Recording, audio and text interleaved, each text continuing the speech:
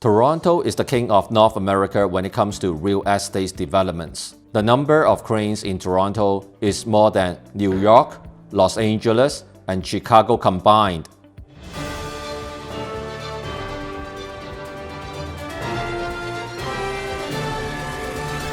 I'm sure you have heard of different kinds of price index many times when we study the market. I'm going to share with you a very unique and simple index called the Crane Index. The Crane Index tracks the number of fixed cranes on construction sites and gives a simplified measure of the current stage of the construction industry's workload in each location. Why should we care about the Crane Index? Because it is a good indicator of a strong economy. When development is booming, so is the economy. A strong economy drives the growth of employment, commercial, and residential real estate. Let's take a look at the Crane Index in 2019. Toronto tops the list with 120 cranes. Seattle and LA take the second place with 49 cranes each. That's less than half of the number of cranes in Toronto. New York, the largest financial center in North America, only has 27 cranes. The only other Canadian city covered in the index is Calgary, with 34 cranes. It is also interesting to see the growth rate from 2018 to 2019.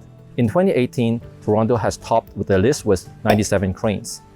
Seattle was second with 65 cranes. The annual growth rate for Toronto was 23.71% to 120 cranes. Seattle actually saw a decline of 24.62% to only 49 cranes. The number one driving factor behind Toronto's growth is immigration. Ontario's population is projected to grow by about 1.5 million over the next 10 years, with immigration accounting for 2/3 of the growth. The Greater Toronto Area comprises 45% of Ontario's population. What percentage of immigration do you think we get? 77%. This definitely enriches the GTA's strong regional economy, but at the same time, it also puts pressure on the city's development industry. There are 15 office buildings under construction in downtown Toronto alone, 27 high-rise residential buildings in different stages of construction just in the GTA. There are also 26 subway stations under construction along the Eglinton LRT. Our airport is under expansion and renovation.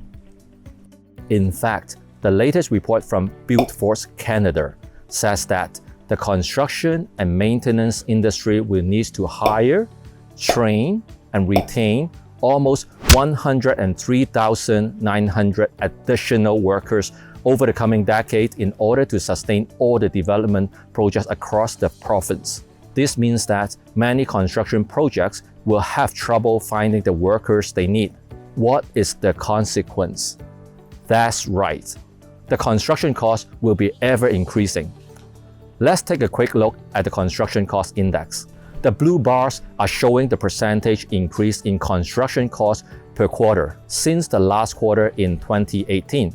The red shade is showing the cumulative percentage increase over a year's period. Toronto has seen a 16.38% increase in construction costs. This is one of the major reasons why the housing price in Toronto will continue to grow. The latest report from RE/MAX forecasts a 6% increase in home prices in 2020. I will keep you posted on market news as we go into 2020. If you want to stay on top of the market, make sure you click my subscribe logo below and hit the bell now. Cheers.